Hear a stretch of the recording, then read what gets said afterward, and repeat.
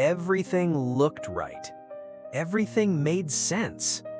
So why did it feel like something was missing? Every morning started the same. 6:30 a.m. The alarm would ring, and before his eyes were fully open, his hand would already be reaching for his phone. Emails, notifications, deadlines waiting for him before he even stood up. By 7:15, his mind was already somewhere else. By 8 o'clock, he was in the car. Same road, same traffic, same silence. He used to listen to music, songs that made him feel something. Now the radio stayed off because silence felt easier than pretending to feel. At red lights, he would look around. Other drivers, same expressions, tired, focused, distant. Everyone going somewhere, no one really present. At the office, everything was efficient, predictable, controlled. He knew exactly how to exist there, when to speak, when to agree, when to stay quiet just enough to seem thoughtful. People respected him. Some admired him. You've built something solid. You're exactly where most people want to be. And every time he heard that, he felt something strange. Not pride, not satisfaction, just distance, like they were talking about someone else. At lunch, the conversations never changed. Promotions, investments, future plans. Everyone spoke like life was something to optimize, something to scale, something to win. But no one ever talked about whether they actually wanted it. That day, something different happened. Someone asked him a simple question. "So, are you happy?" He didn't hesitate. "Yeah, of course." The answer came instantly. Too instantly, like a reflex he had practiced for years. The conversation moved on. No one questioned it. But something about that moment stayed. Later that afternoon, he was in a meeting, standing in front of a screen, presenting. Numbers, growth, projections. Everything was going smoothly, until he stopped. Mid-sentence. Silence filled the room. He looked at the screen, at the numbers he knew so well, at the words he had prepared, and suddenly, they felt empty. Not wrong, just meaningless.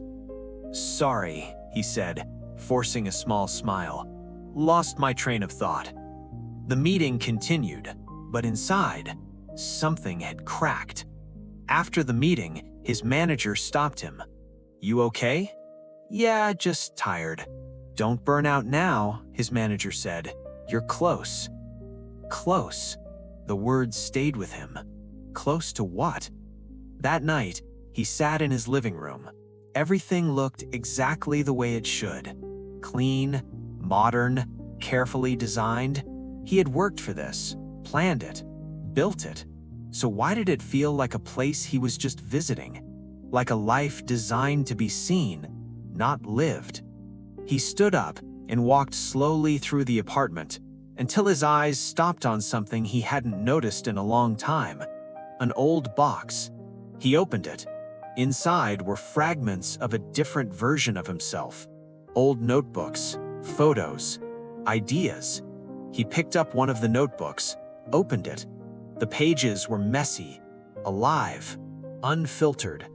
One page had a title, "Things I Want to Do Before 30. He read it slowly. "Travel without a plan. Build something of my own. Create work I'm proud of.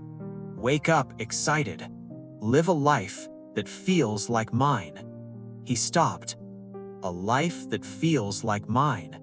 And for the first time, he realized something clearly. This life didn't feel like his. That night, he didn't sleep. Every thought turned into a question. When did I stop choosing? When did I start following? The next morning, the alarm rang, 6:30 a.m. But this time, he didn't move. For the first time in years, he didn't rush. At work, everything looked the same, but felt different. The conversations sounded rehearsed. The goals felt borrowed. The urgency felt artificial. Later that day, his manager called him in. "There's something I want to offer you. A promotion, more responsibility, more money, everything he had been working toward. A year ago, this would have been automatic. Yes, but now, something resisted. "I need some time to think," he said. That evening, he didn't go straight home. He stopped near a small cafe. This time, he went in. He sat down, ordered something simple, and for once, he didn't reach for his phone. The place was quiet until he noticed something.